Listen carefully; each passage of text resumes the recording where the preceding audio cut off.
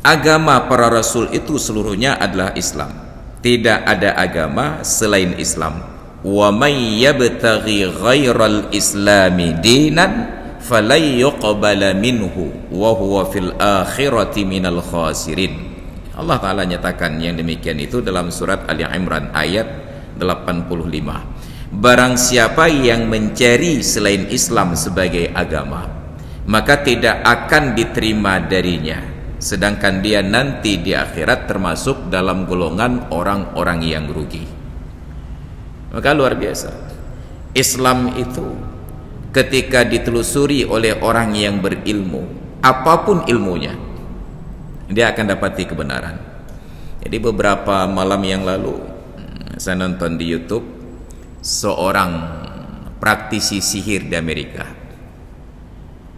Dia sudah sampai pada tahap hampir buat perjanjian khusus dengan iblis, nyantruk tingkat ya, perempuan. Lalu dia mencari pencerahan-pencerahan. Dia coba datang ke berbagai tempat ibadah berbagai agama, tidak terkecuali ke gereja, ke sinagog dan lain sebagainya. Dia coba berdiskusi dengan tokoh-tokoh agamanya, pendeta, rahib dan lain sebagainya. Apa yang terjadi? Katanya, setiap saya berdialog dengan pemimpin agama yang lain, selalu saja menemui jalan buntu.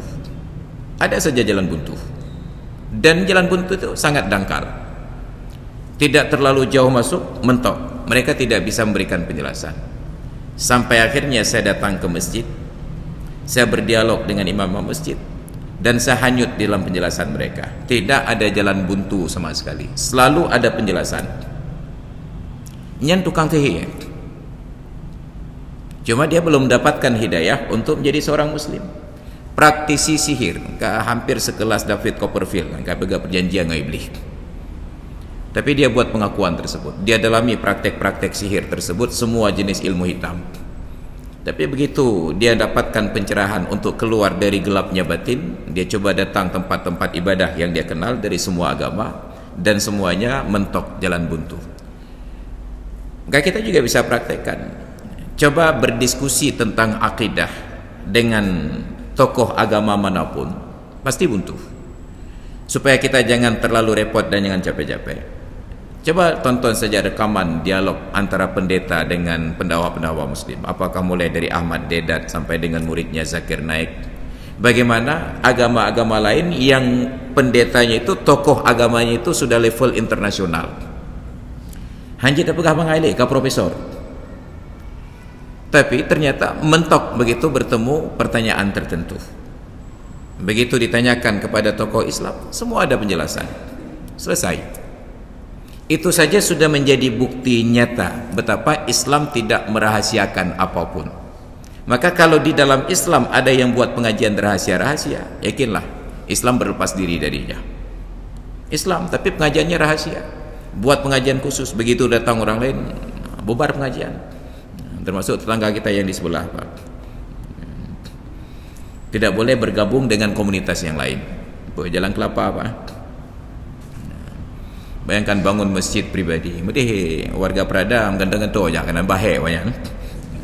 Bahjru. Mau ada hantim jak kan dari cokeng dia jak kau nak mau lah. Datang bah pulih penyakin. Saya tidak pernah melihat, cuma riwayatnya sudah mutawatir.